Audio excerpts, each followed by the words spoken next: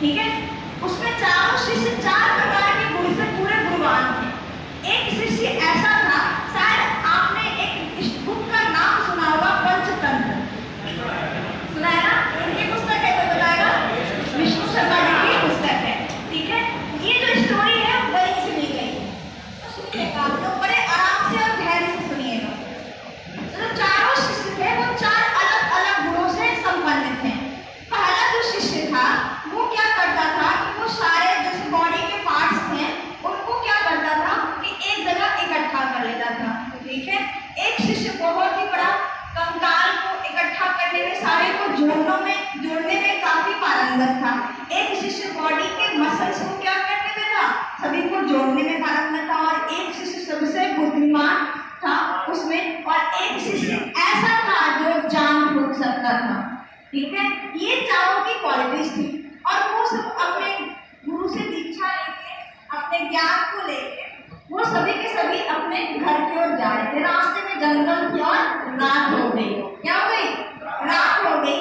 अब लोगों ने सोचा कि चलो भाई आज हम लोग क्या करते हैं, आराम करते हैं यहाँ पे। तो जैसे आराम करने के लिए उन्होंने एक पेड़ के नीचे रुका, वहां पे देखा कि एक शेर था, लेकिन शेर मरा हुआ था। क्या था? मरा हुआ था। शेर एक भी जिंदा नहीं था। ठीक है, तो शेर के सारे जो बॉडी पार्ट्स थे वो अलग अलग जगह क्या थे, बिखरे हुए थे। 4 शिष्य थे। उसमें जो था पहला शिष्य बोला कि क्यों ना आज हम अपनी कला का प्रदर्शन करें। ठीक है, सबने क्या बोला कि चलो भाई आज हम अपनी कला का प्रदर्शन करें।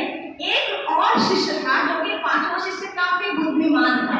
वो कहा नहीं दोस्त, बिना सोचे समझे कुछ नहीं करना है, और खासकर गुरु की आज्ञा के बिना तो हम लोग इसके बारे में अपना प्रयोग कर भी नहीं सकते हैं।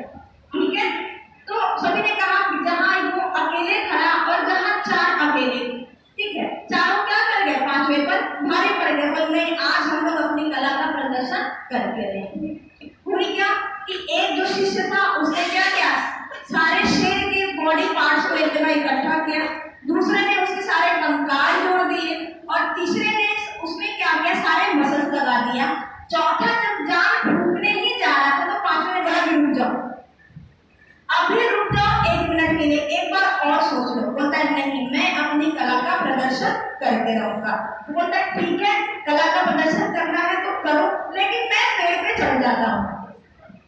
ठीक है, उसने बोला ठीक है। जो 5वां शिष्य था वो क्या कर गया, पेड़ पे चढ़ गया, और बाकी के 4 शिष्यों ने अपना अपना कर्तव्य दिखाया। तो चौथा शिष्य था उसने क्या किया, उस शेर में जान फूंक दिया। अब क्या होगा, क्या होगा, अब शेर जागा और बढ़िया से जमाई लिया और कस के फुफकारा। अब तो मजा आ गया। अब 4 शिष्यों को 5वें वाले दोस्त की याद आई कि नहीं, वो सही बोल रहा था, क्योंकि शेर क्या करेगा, शिकार तो करेगा ही, और उसे बहुत जोर की भूख लग रही थी। ठीक है, और एक ही झटके में शेर ने छलांग लगाया और 5 शिष्यों को खा गया। समझ में आई बात?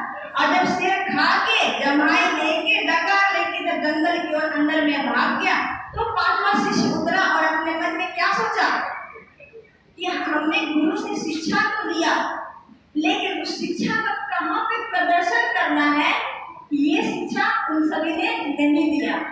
समझ में आई बात? इस स्टोरी से आपको यह शिक्षा मिलती है, और साथ ही यह भी शिक्षा मिलती है कि आपकी कला आपको जहाँ दिखानी है आप वहाँ पे अवश्य दिखाएं। बेफिजूल का किसी से भी बिल्कुल ना उलझे, क्योंकि उसमें आपका ही नुकसान होगा। तो मेरे प्यारे दोस्त, स्टोरी यहीं पर समाप्त होती है।